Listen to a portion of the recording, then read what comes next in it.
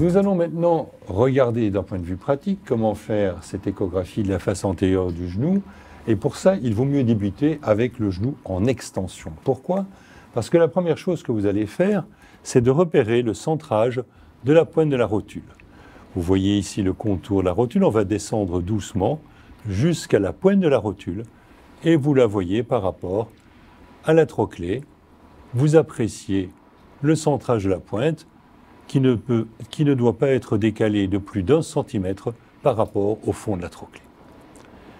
Ensuite, c'est également dans cette position-là que l'on va analyser les tendons rotuliens, mais aussi quadricipitales, au niveau de leur anthèse, si la moindre image hypoéchogène est suspectée à leur niveau. Pourquoi?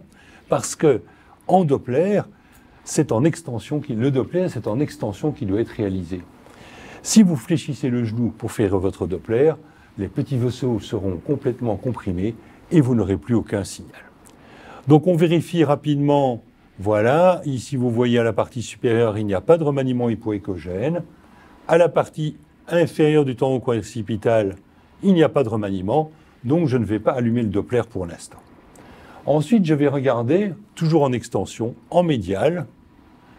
Je verrai l'insertion du rétinaculum patellaire médial sur le versant médial de la rotule et surtout, je verrai ici ce récessus antéromédial pour voir s'il n'y a pas une synovite ou un épanchement. Je fais exactement la même chose également de l'autre côté parce que parfois, le récessus latéral se remplit plus que le récessus médial. Et ensuite, je vais également dans cette position regarder la partie supérieure du tendon rotulien et vérifier la distance qui le sépare de la berge latérale de la trochlée.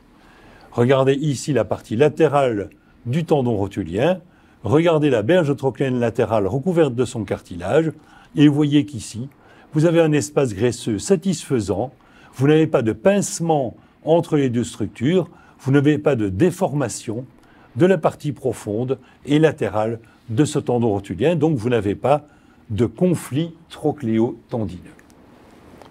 On va également regarder dans cette position les tissus prépatellaires à la recherche d'un épanchement, d'un hygroma, d'une bursite.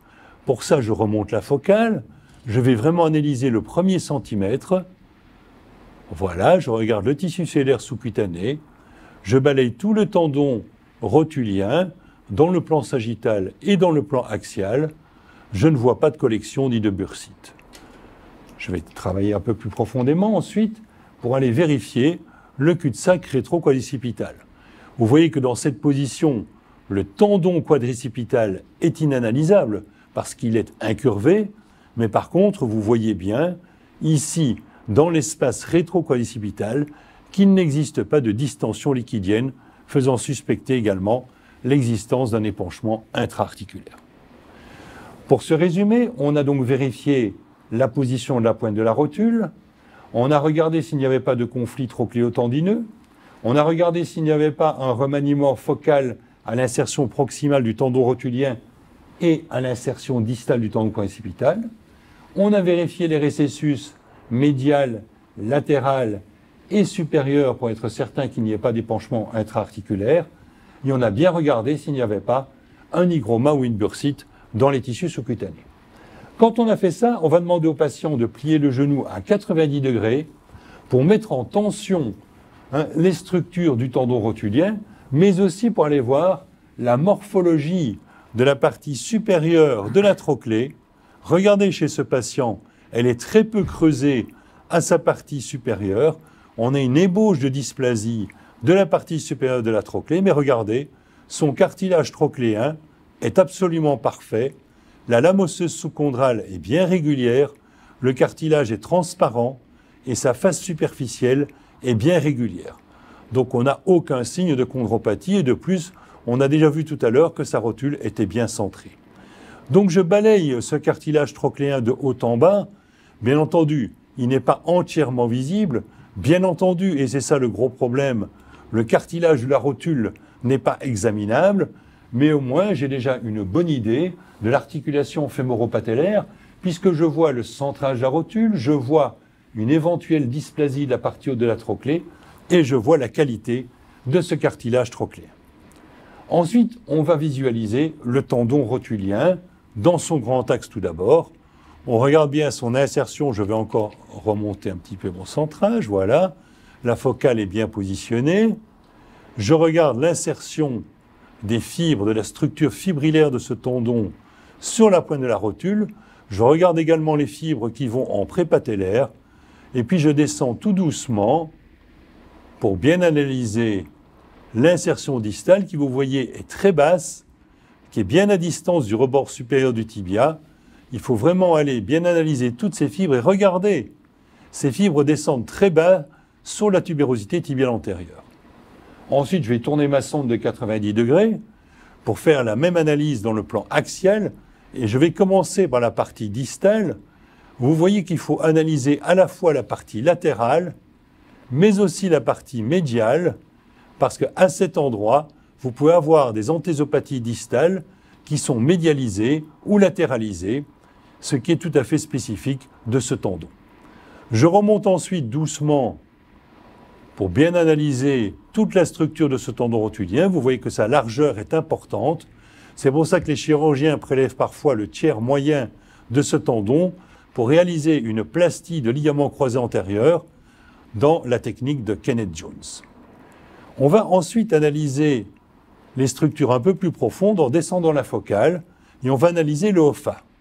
On va regarder s'il n'y a pas un comblement hyperéchogène localisé ou diffus de ce OFA et s'il n'y a pas une formation kystique enchâssée au niveau de ce OFA. En général, elle se trouve assez profondément contre le plateau tibial dans cette position-ci. Donc, le genou fléchi à 90 degrés nous a permis de vérifier s'il n'y avait pas de dysplasie de la trochlée, nous a permis d'étudier le cartilage de la trochlée et de visualiser le tendon rotulien en tension, c'est-à-dire pour rechercher une anomalie de sa morphologie, en particulier une petite désinsertion, par exemple, de son anthèse proximale. On a également étudié le OFA pour visualiser si la structure du OFA était normale. Si on a le moindre doute, on ira comparer au côté opposé, et s'il n'y avait pas de kyste à son niveau. Je vais ensuite demander au patient de fléchir son genou à 30 degrés, parce que c'est dans cette position que le tendon quadricipital est le mieux analysable. Comme pour le tendon rotulien, on va l'analyser dans le plan sagittal, puis dans le plan axial, en essayant de repérer les 3 lames de ce tendon quadricipital. Ce n'est pas toujours le cas, parce que chez certains patients, vous aurez 2 lames, chez d'autres patients, vous aurez 4 lames. C'est extrêmement variable, mais vous voyez ici, on peut visualiser les différentes lames de ce tendon quadricipital, la lame superficielle, la lame moyenne, la lame profonde. Je vous rappelle que la lame superficielle est celle qui prolonge les fibres du droit fémoral. La lame intermédiaire prolonge les fibres du vaste latéral et du vaste médial, et la lame profonde prolonge les fibres du vaste intermédiaire.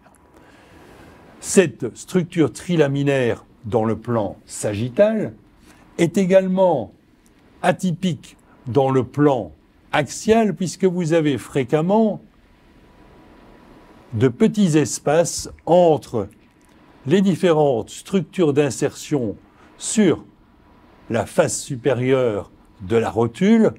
Chez ce patient, on n'a pas tellement de petites cloisons, mais vous pouvez voir à ce niveau-là de petites cloisons qui peuvent à ce moment-là vous donner dans le plan sagittal de fausses images hypoéchogènes. Vous voyez que les contours du tendon quadricipital ne sont pas nets, ne sont pas bien définis, parce que vous avez des prolongements de ce tendon au niveau des différents rétinaculats qui bordent le genou. On retrouve également sur cette coupe le cul-de-sac rétro-quadricipital qui renferme ici une minime quantité de liquide. Et vous devez remonter votre étude jusqu'à la jonction myotendineuse. La première jonction que vous allez voir est celle du vaste médial. Ensuite, vous verrez celle du vaste intermédiaire, celle du vaste latéral, et pour finir, vous aurez la jonction myotendineuse du droit fémoral. C'est la plus crâniale. On va l'étudier également dans le plan sagittal. Vous voyez ici le muscle prolongé par son tendon, alors que le vaste intermédiaire est encore complètement musculaire à ce niveau.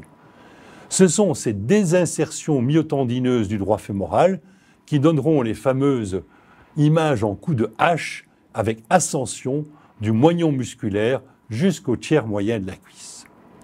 Donc, dans cette position à 30 degrés de flexion, on a essentiellement étudié le tendon quadricipital dans le plan sagittal et dans le plan axial. On a essayé de visualiser ces trois lames hypoécogènes. On a essayé de voir si dans le plan axial, il n'y avait pas des subdivisions sagittales entraînant un aspect grillagé du tendon. Et on a revu le cul-de-sac rétroquadricipital.